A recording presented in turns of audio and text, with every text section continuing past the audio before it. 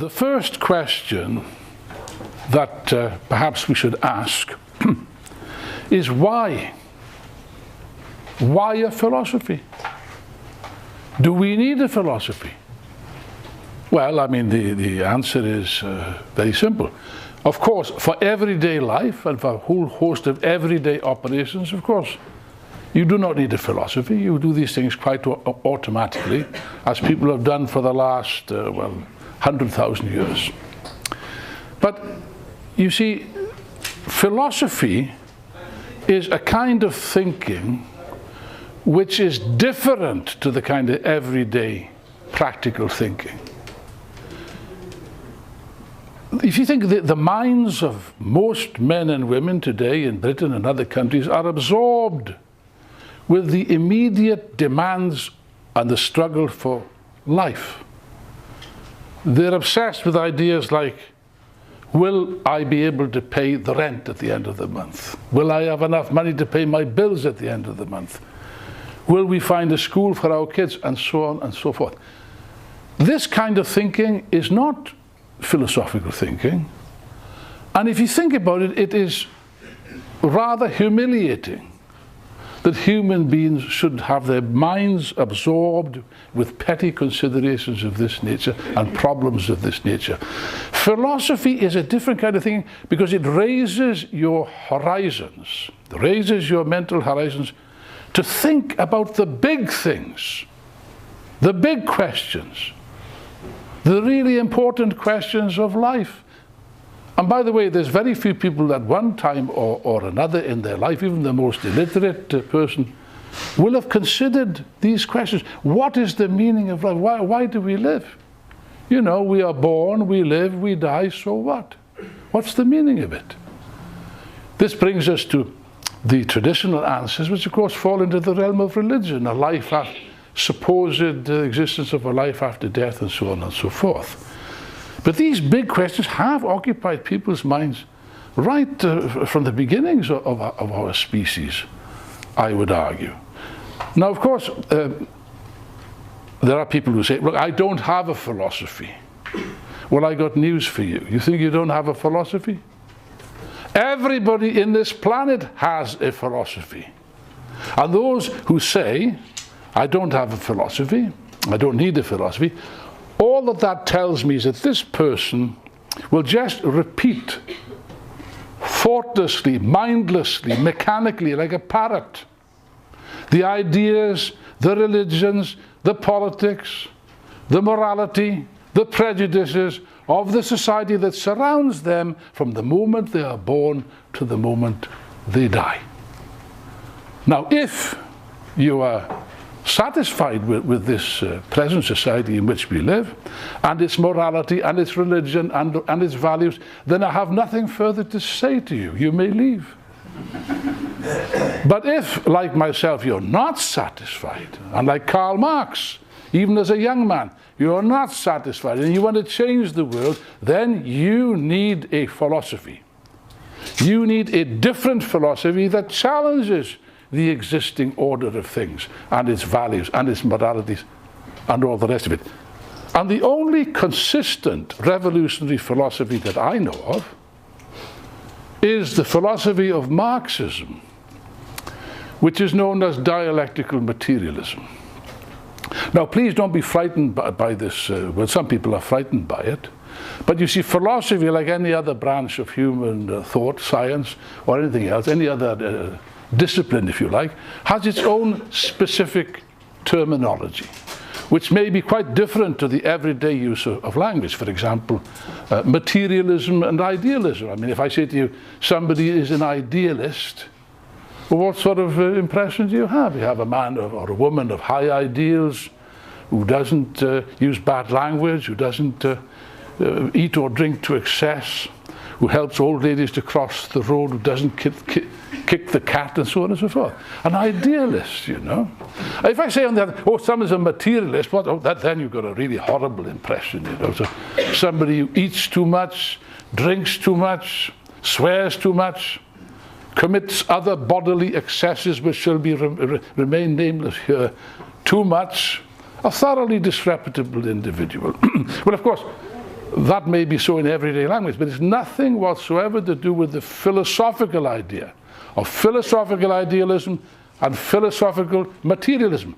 The two great schools of thought that have been contained in philosophy from the very beginning, which I'll endeavour, if I have time, to explain the difference between the two. Now, Karl Marx, and this is the point, this is why we're starting with philosophy, Marxism started as a philosophy. The young Karl Marx, before he became a communist, before he became conscious of the need for a revolutionary overturn of society, although he was a revolutionary Democrat from the very beginning, when he was a young man like most of you, went to university in Berlin, and he fell under the spell, I can't use any other, he was bowled over. He was bowled over by the spell of the ideas of one of the giants of philosophy. Yes, there have been many giants over the last 1,300 years, many giants of great thinkers that have really advanced human thought and human civilization, as opposed to today where there are no giants, I would say. Rather, there's an army of pygmies and dwarfs who inhabit these places, like the hobbits in the Lord of the Rings. They live underground and they've got furry feet, but they're rather attractive little fellows. Not so the modern philosophers, so-called, the bourgeois philosophers, who frankly, and I'm very sorry to disappoint you, those who mistakenly have chosen to study philosophy at university, you've made a big mistake, as you'll soon find out. These are mental pygmies who have nothing to say whatsoever, because the bourgeoisie has got nothing to say. Capitalism, the latest fad now is postmodernism. I won't dwell on that. My friend Daniel will tell you all about that. Suffice it to say, a German expression comes into my head. Das ist keine Philosophie, das ist eine Krankheit. That is not a philosophy, it is a sickness. Postmodernism, come on, be fair. This is rubbish of the first order. And what it shows is they have nothing to say. One of the ideas of the postmodern clever people who infest university seminars these days and try to demoralize young people by all the means at their disposal, the idea is, no ideology. Can't have ideology. Therefore, of course, can't have Marxism, because Marxism is an ideology. Yes, of course. In the early days, the bourgeoisie had an ideology, and it was a revolutionary ideology. It's what created the French Revolution. Even in the English Revolution, that was an ideology of Cromwell and the Puritans and so on. Very courageous people with courageous thought who challenged it. No more ideology. Why? Because they're not capable. They don't have an ideology. They're pessimistic about the future of their system for obvious reasons. I also am pessimistic about the future of capitalism, not of socialism, however, you know. Yes, what else? No progress. Can't talk about progress anymore. Yes, of course, because under capitalism there is no progress and there cannot be any progress. That's the reason, but they don't say that. They don't say, no, this system is exhausted itself, economically, philosophically, and morally exhausted and bankrupt, and therefore we have no ideas to offer you anymore. That's what they ought to say if they were truthful, but they can't say that. No. In general, there's no progress and there's no ideology. But let's leave them alone. In the words of Jesus Christ, let the dead bury their dead. And these are very dead people. Philosophy nowadays has got a very bad reputation, justifiably so. Because philosophy today has got nothing whatsoever to say to the people in this world and the people in this society. And therefore, of course, people regard philosophy with disdain and contempt, well-merited disdain and contempt. Nothing to say to them, but we have nothing to say to philosophy either. Wasn't so in Marx's day. And here's a great paradox.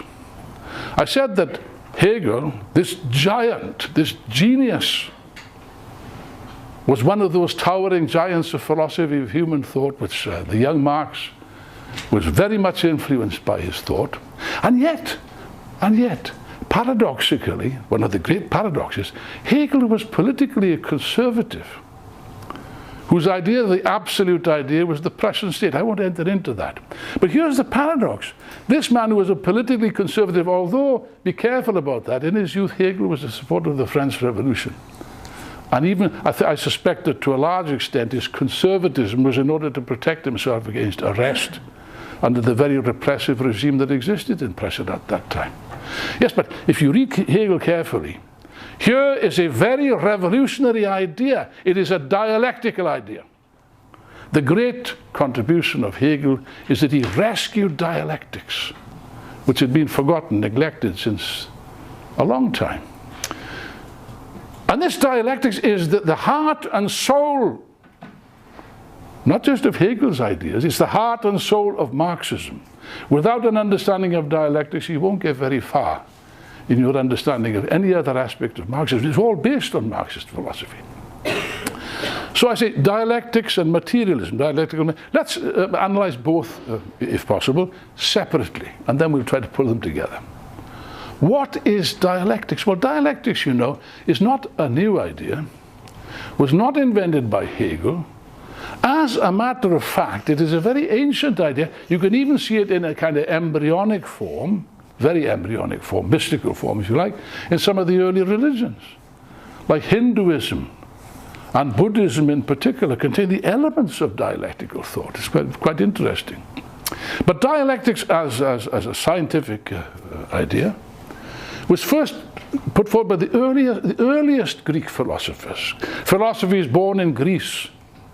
Why? Because up until then, all the attempts to explain the universe and nature and the origin of where we come from was religious.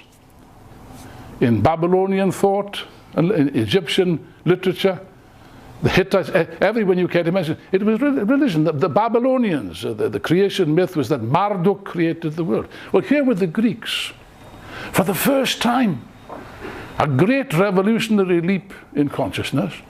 Men, it was mainly men at the time, there were some women, but that came a little bit later. Men, for the first time, tried to explain nature in terms only of nature, without having access or recourse to any supernatural force or being or gods or goddesses. No, only nature. They were actually materialists. That's what materialism means. People who try to explain nature in terms of nature and nothing else. A great step forward in human thought. One of these great, again, geniuses, people who, by the way, didn't have any of the technology we have today. The Greeks had none of this technology. They didn't have mobile phones or Facebook. Just imagine that. No Facebook. How could they survive without Facebook? You know, or any of the other X-rays or any of the other powerful telescopes. No. They only had one instrument, the most powerful instrument of all, this, the human brain. And they made astonishing discoveries. They knew that the Earth was round. They even measured its circumference quite accurately. Imagine that, with the primitive technology at their disposal. They knew that the sun was molten rock and so on and so on. Marvelous. They even discovered the theory of evolution over 1,000 years before Charles Darwin.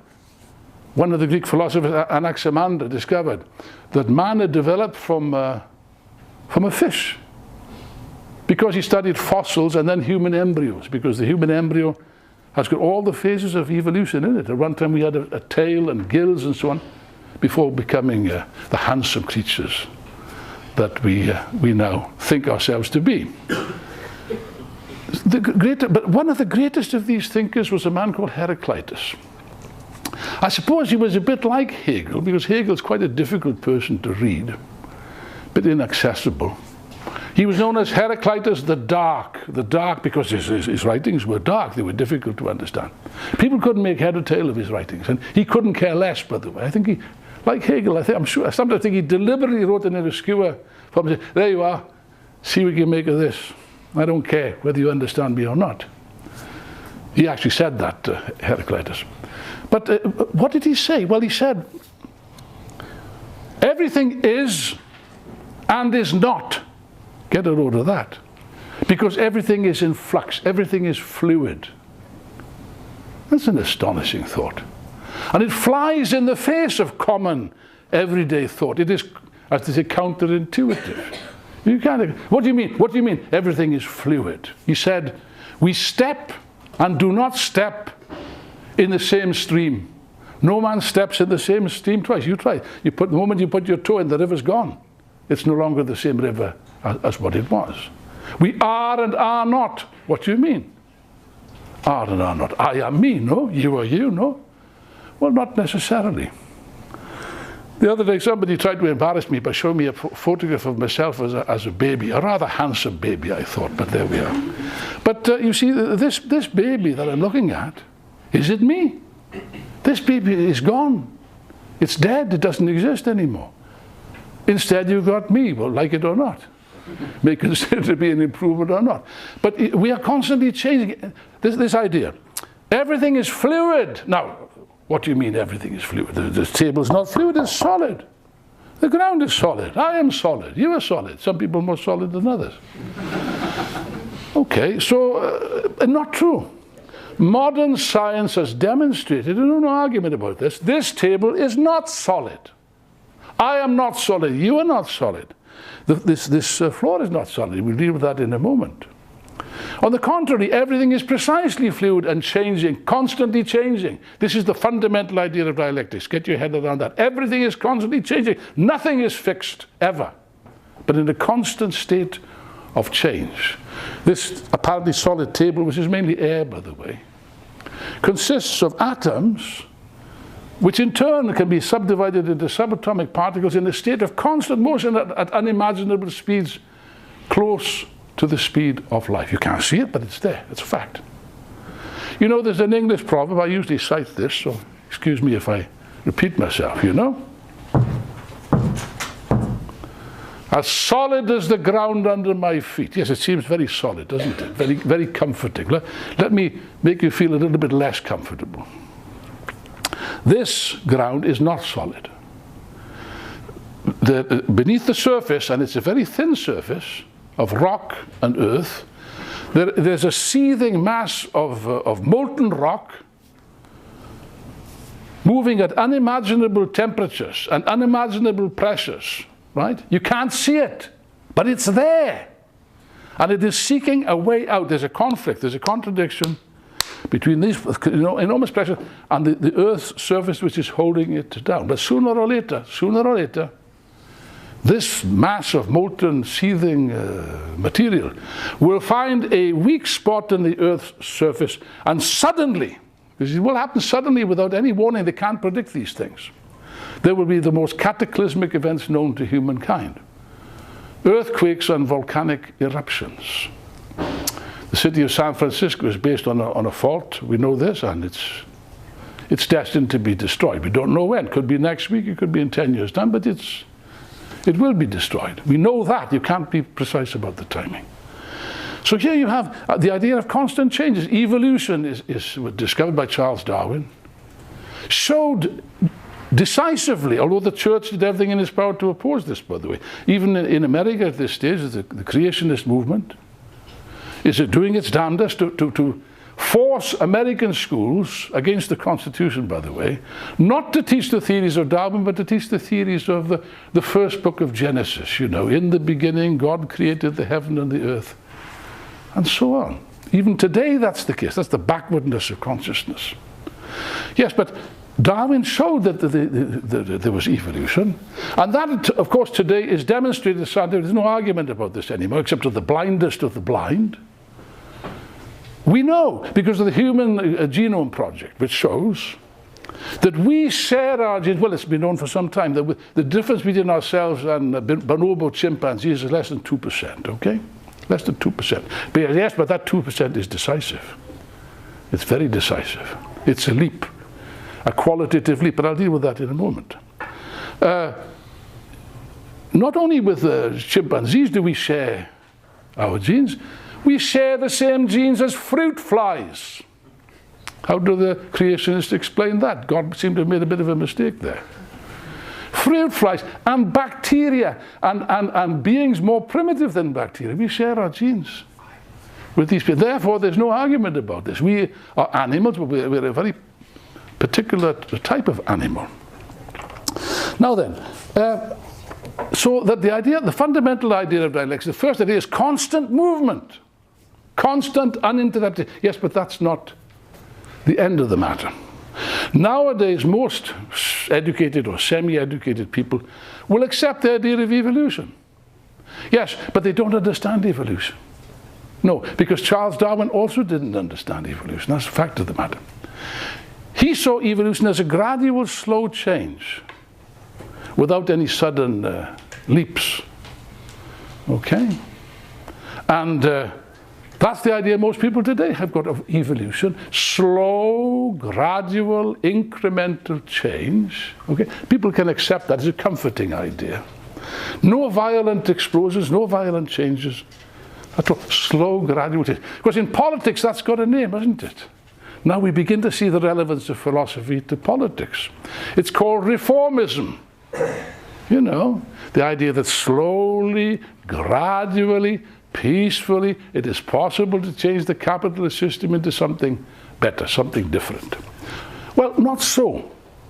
Because if you look at human history, for example, yes, you find long periods of peace and slow change, but you also find sudden changes, sudden abrupt changes, known as revolutions and wars. Similar phenomenon, like the French Revolution, the Russian Revolution, and so on. And it's these revolutions that actually impel things forward. But let's go back. We're anticipating too much. It isn't just that the slow change. Yes, nature knows slow changes, but it also knows other kinds of changes. Sudden, abrupt, violent changes. That's true of evolution also. Although Darwin couldn't accept it. There's one thing he couldn't understand to his dying day. He couldn't understand it. A phenomenon known as the Cambrian explosion, which is a very important event, because it's the beginnings of multicellular complex life forms on Earth. And it happens suddenly. Oh, by the way, when I'm talking about geological time, we're talking about many millions of years. And therefore, well, I say sudden could be 500,000 years. But that's sudden in the context of geology. And there have been many such violent changes.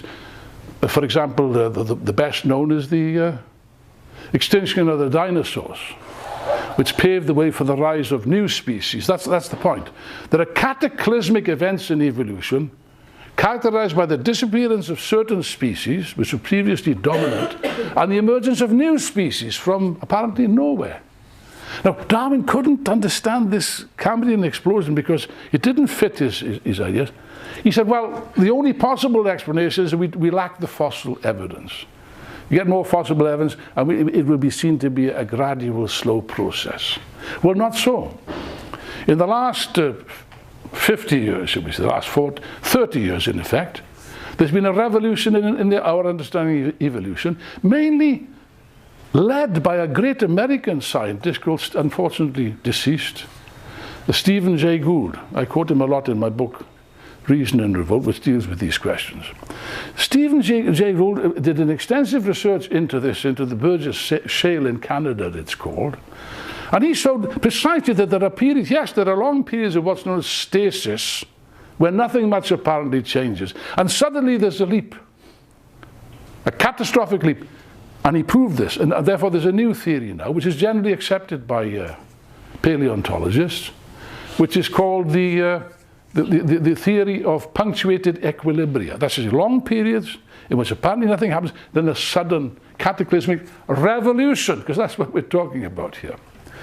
Let's take it to another common example, which is the one that's always quoted. You can take water. I just took a sip.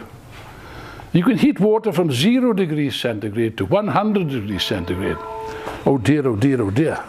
That's my phone. Never mind about that. It'll go off eventually.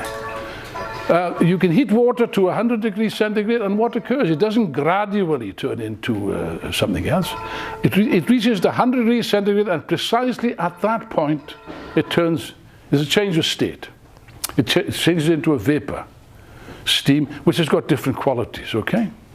As a matter of fact, if you continue to heat the vapor to a very high temperature, I've forgotten the actual amount of degrees, but it's a lot, there's a further leap, qualitative leap, into another state which is plasma, which has got other features. Plasma physics is one of the important areas of modern physics. Now you see, The same goes when you cool water from 100 degrees centigrade to 0 degrees centigrade. What happens? Does it, first of all, turn into a paste, and then into a jelly, and then finally it ends up something? No, it doesn't. It remains liquid, the molecules remain in the state of a liquid till precisely 0 degrees centigrade. In fact, there's an experiment, I've never seen it done, but I understand it's correct. The scientists can just tap the glass with a rod, and that energy is sufficient to make this leap, this qualitative leap, into a solid state, which is ice. Now, what I'm describing here is known in modern physics, and it's a particular branch, an important branch of modern physics, as phase transitions. But to put it in Marxist in Hegel's terminology, because Hegel discovered this long before chaos theory was ever thought of, it is the transformation of quantity into quality. That is to say, slow, gradual, incremental changes reach a certain critical point where there's an explosion, where there's a sudden development. Workers know this, by the way. Let's see the application of this. You see this in any strike. You can have a factory where there hasn't been a strike for 10 years, 20 years maybe, you know, and the workers have accepted everything. They accept wage cuts, and they do nothing, and they don't react because they're afraid of losing their jobs. And the small minority of activists they go crazy. What the hell is that? Nothing's ever happened, you know. Go to the branch meeting, nobody ever comes. Where are these people, you know? That could go on for some years. Then suddenly, a strange thing can happen. A small incident, maybe a foreman swears at a woman worker, or maybe the tea is cold in the canteen. Some trivial incident, or some small incident, and bang, there's a strike. And when there's a strike, you get not a handful of people turning up, you get 1,000 people turning up at the mass meeting. Angry people demanding solutions. By the way, every strike is a revolution in miniature. Let's think about that. It's got all the elements, you see all the elements in a revolution, you can see that in a strike. And people become transformed in a strike. They become, instead of the old slavish mentality, servile mentality, passive mentality, they become active participants, active protagonists in the process. That's what a revolution is precisely. Now, what I'm describing here is the dialectical theory, or the dialectical law, of the transformation of quantity into quality. Incidentally, there's another law which you can deduce from that, which is the question of the relationship between accident and necessity. Necessity, Hegel explains, necessity can express itself through accident. That's what I'm describing. The reason why the workers have suddenly exploded is not because of that trivial incident. That's the accident. It's a mere accident. It could have been anything. But the fact that for years and years, a whole series of small impositions, injustices, oppressions, cuts, insults, humiliation, gradually leads to the point where people say, that's enough. No more. They reach the critical point where quantity becomes transformed into quality, and at that point, even the slightest accident can cause an explosion. Accidents can cause wars. You had the anniversary a couple of years ago of the First World War. It is said that the First World War was caused by the assassination of an Austrian crown prince in Sarajevo by a Bosnian nationalist. Well, not so. That was an accident. In other words, the assassination of that man could have taken, what if the assassin would have missed? Would that have avoided the First World War? It would not. It would have been another accident that would have provoked, because all the conditions for a conflict between the great powers already existed. Now, to go back, how does one define dialectics? Let me tell you the most extraordinary definition of dialectics by Friedrich Engels, Marx's great comrade and friend and companion, who, by the way, did arguably more than Marx to develop the philosophical side of Marxism in books, marvelous books like The Dialectics of Nature, particularly Anti-Düring, which you should make an effort to read. Engels says the following. I read this when I was a young man, and it struck me. Dialectics is the general laws, get a load of this, the most general laws of nature, human society, and human thought. Now then, that is some claim. The general nature of laws of nature, that's the whole universe. Okay? All of nature, all of human history, and all of human thought. Get a load of that. Now, I must make a small confession here. I was about 16 years of age when I read Anti-During. I was bowled over by it. And I was impressed by the arguments in favor of dialectics. I thought that it was clearly correct. But I must confess one thing. I never believed, it never seemed conceivable to me, that that could ever be proven, and least of all proven mathematically. I don't think it was possible. I thought it was true, but difficult to prove. You know something?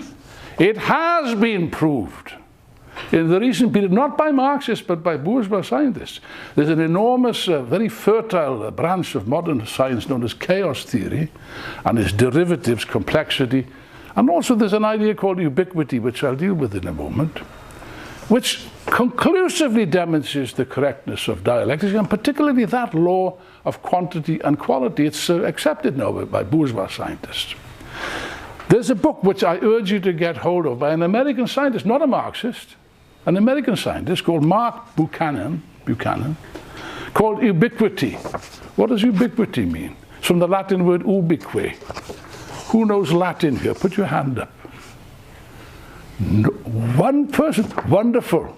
What does ubique mean? Like ubiquity is something that exists everywhere? Correct. Marvelous, marvelous. Take this communist name. Yes, but you're the only one. Nobody knows Latin. What's the matter with the education system in this country? In my day, it was compulsory 5 years of Latin. You know what we used to say when I was a kid at school? Latin is an ancient language, as old could be. It killed the ancient Britons, and now it's killing me. Anyway, that's another. It's a fine language. Ubiquity. The name of the book is Ubiquity. Ubiquity means everywhere, everywhere. And this man, Mark Buchanan, and other scientists have done experiments, and they've discovered that the most disparate, the most different branches of science show the existence of this dialectical law. Let me give you a few examples, and just imagine how different they are. Avalanches, forest fires, heart attacks, the rise and fall of animal populations, the growth of cities, the flow of traffic, stock exchange crises, the outbreak of wars, and I add revolutions, which is the same process, and even new trends in fashion, music, and art. Get a load of that. These this is just a small amount of the vast range of areas where this dialectical law applies, and it's an iron law which knows no exceptions. It can be expressed mathematically as an equation which is known as a power law. Now don't ask me what a power law is, because I was always bottom of the class in maths. My maths doesn't extend that far. Yeah, but what I'm trying to impress upon you is the fundamental ideas of dialectics now, more than ever, more than in Marx's day, are generally applicable and applied to many scientists at the present time.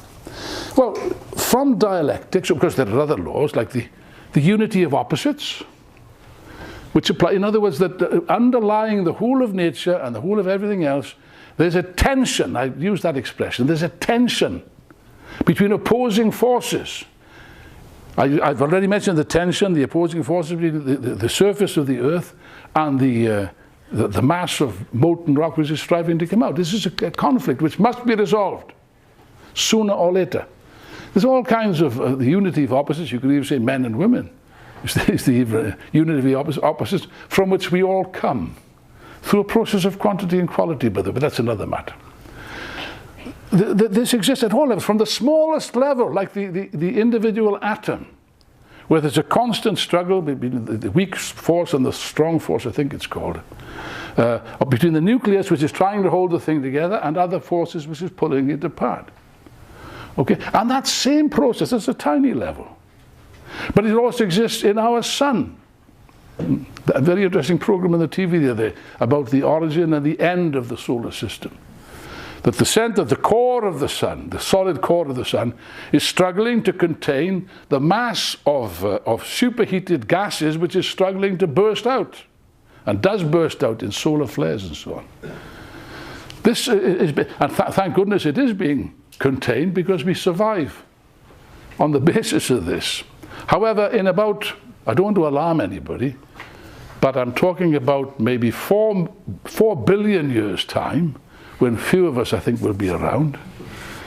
4 billion years' time is a long time. But anyway, in 4 billion years, the sun will expand.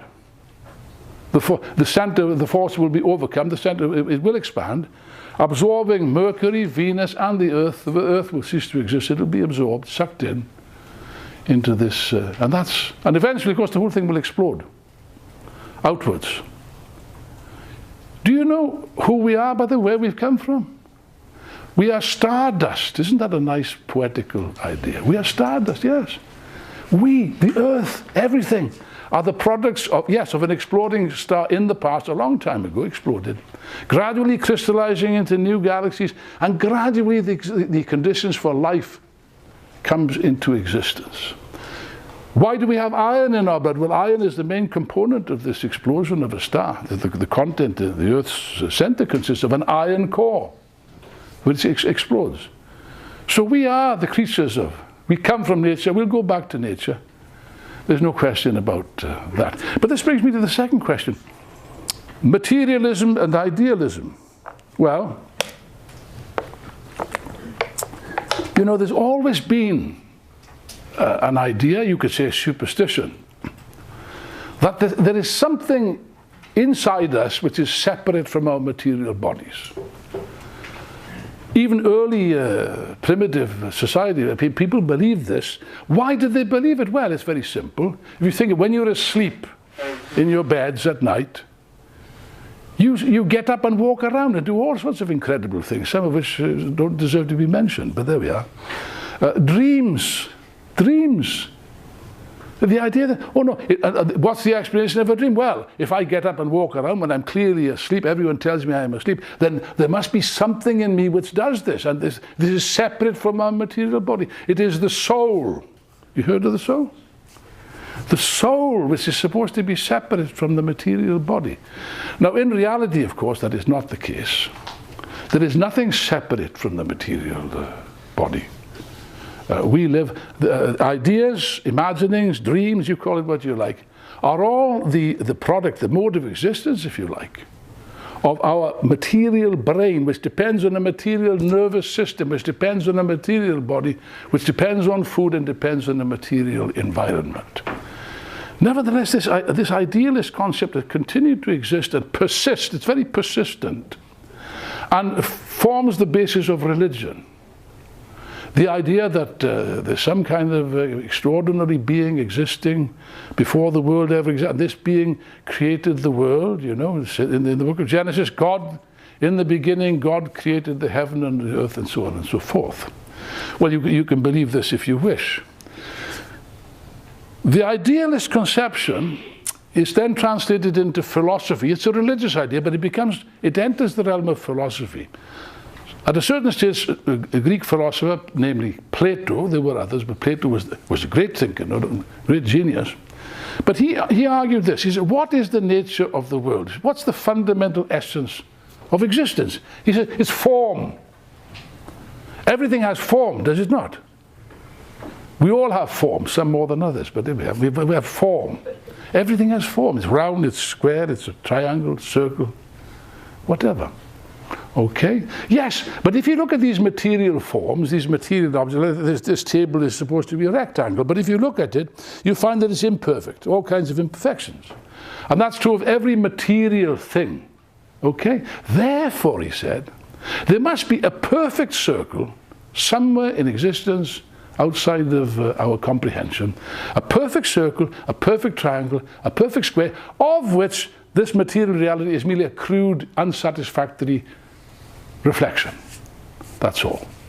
Now this, of course, we would say as materialists, is standing everything on its head. It's the other way around. In other words, what's the origin of the idea of roundness? Well, long before men and women thought of the word round Took them a long time to come to that conclusion. They must have seen many round objects like the sun, the moon. Cut a tree in half, it's round, and eventually you get the abstract roundness, round circle, which doesn't exist in reality, this abstract circle, and square, and all the other conceptions. All of our ideas, first of all our ideas come from a material brain in a material body. Secondly, the content of all our ideas, even the most abstract ideas, also are ultimately derived from material things. For example, the most abstract of all sciences is, I suppose, mathematics. Yes? Some mathematicians imagine it's got nothing to do with the physical world. Well, not so. The very word calculus, which is higher mathematics, the very word comes from the Latin word for a stone, a little pebble. It's an abacus. You ever seen anyone counting on an abacus? When I was studying in Russia years ago, they did this with extraordinary speed, you know. I mean, of calculating was moving stones. Then again, why do we count up to 10? What's this business about the decimal system? What's so good about counting up to 10? Is it superior? Is it the best form? No. You ask any professional mathematician, he'll tell you it's not the best system. The best system would be based on 12, because 10 can only be divided by 5 and 2. 12 can be divided by 2, 3, 4, and 6. So it's a superior system. But we persist in insisting on this counting up to 10. Why? You know why? And the kids in school counting their fingers. The Roman numerals are fingers. The letter 5 is probably that. You know. Oh, there's one exception, that's the Mayans. They counted up to 20. You know why? Any guesses? They didn't wear shoes. They counted their toes as well.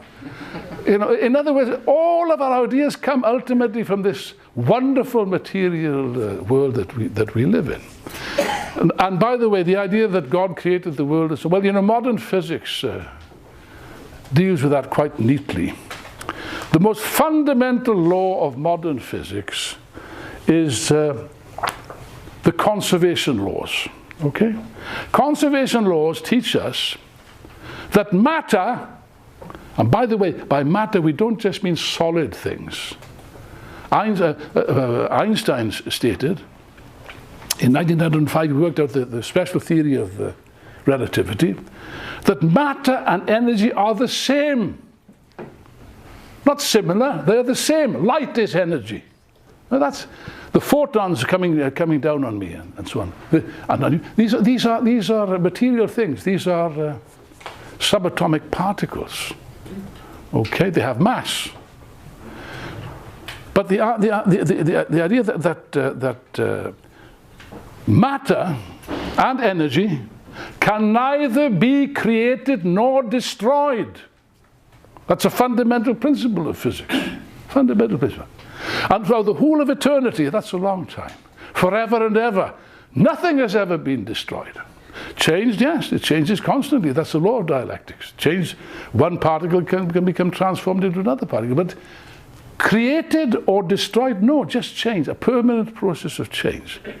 Now, once you accept that idea, by the way, it's quite interesting. Certain things flow from that. God and the devil, heaven and hell, the Virgin Mary, and all the other stuff goes flying through the windows.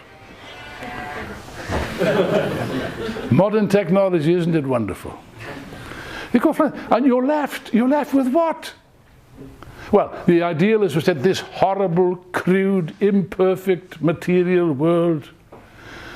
The sooner we leave this, the better. Yes, religions teach us that. The sooner that we get rid of this crude material body and return to the soul and to our eternal Creator, and we'll all be happy forever and ever listening to this dreadful religious music. And if I was God, I'd be fed up with that after 2,000 years, you know. Get it every day on Radio 3. You know, but no, a serious point. No, listen, there's one thing you have to understand. We only live once. This wonderful thing, this beautiful thing called life is only given to us once. And once you understand that, you have to live in such a way that your life becomes meaningful and worthwhile. No, but for the religious mind, it's different. No, no, this is just a miserable waste of time. Everything is horrible, and we are ugly, and we are sinful, you know, eternal, especially women. Oh, the women are very sinful. That's in all religions, are profoundly misogynistic. Eve, you know, Adam was quite happy sitting in the Garden of Eden, you know, and he didn't have to work or anything. He wasn't complaining. He was a poor chap, you know. Then God comes along one night, waits till he's asleep. I mean, that's really unfair, you know. He wasn't consulted about the question. Took a rip out of his side, no anesthetic, no nothing, and plants this woman in the garden. And this woman, being a woman, of course, offers him an apple. And like a fool, he accepts this damned apple, you know. And God was very annoyed about that. Never worked out why he was annoyed, but he was damned annoyed about it anyway. The moral of this story, folks, men, never accept apples of strange women. You know, and as a result of that, we were kicked out of the Garden of Eden, and the rest of the condemned to spend a miserable existence, the men toiling and the women suffering from the menopause, menstruation, suffering in childbirth and stuff like that. Of course, all of these things do have a materialist explanation, but now I'm impinging upon the next session on historical materialism, which is an application of these ideas to society specifically. But to go back to what I was saying, we only live once. And do you really need a paradise? Do you really want to live forever? It's a little bit selfish. We need to leave some space for the new generations, you know. Yes, we're born, we live, we die. We can continue to aspire for immortality, yes, but the only immortality that we are entitled to is either through our children or through working for some great cause, which is higher than ourselves, which will ensure the happiness of future generations. Why should we be so egotistical and so selfish to cling to the last vestiges of life when life is no longer sustainable? No, no, no. If we live a full and useful life, then of course we should be prepared sooner or later to give it up, to make room for the new generations. Why not? But it's this great cause that's the point, that gives life. And this world, is it really an ugly, crude veil of tears? Well, it shouldn't be. It should not be. This world is beautiful. The blue planet, everyone says this, looking down at this special planet.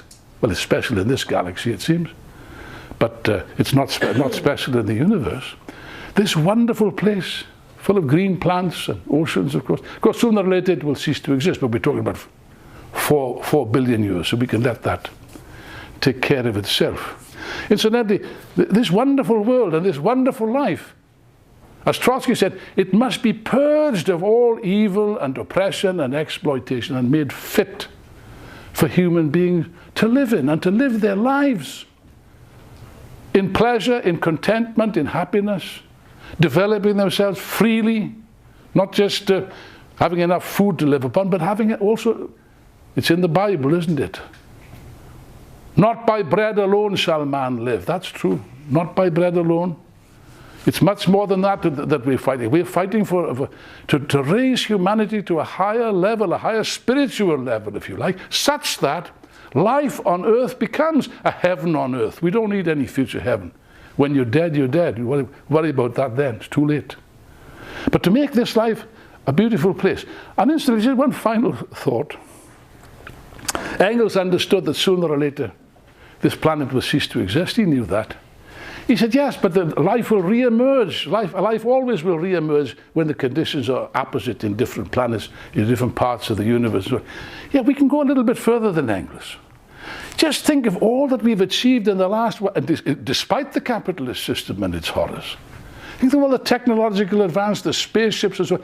When I was a kid, things you dream of. You read about this in the comics. Dan Dare, he was my hero, in the Eagle comic. I was disappointed to learn there's no little green men living on Venus. There's nothing on Venus.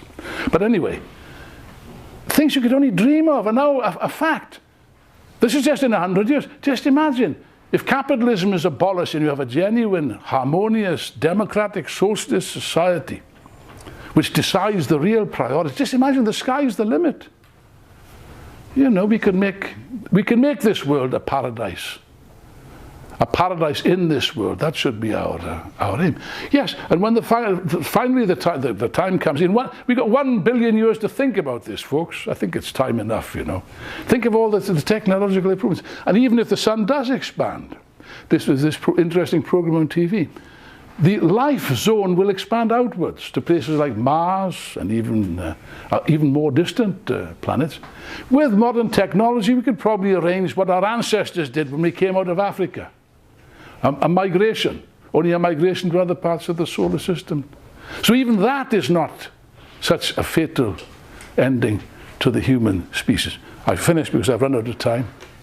Not run out of material to use.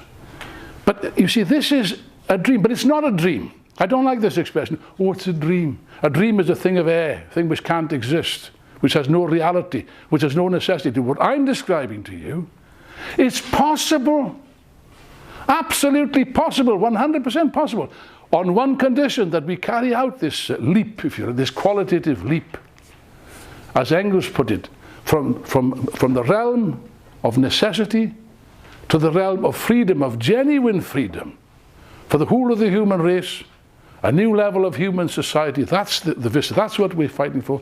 That's the meaning of socialism, and that's the meaning of the life of Karl Marx.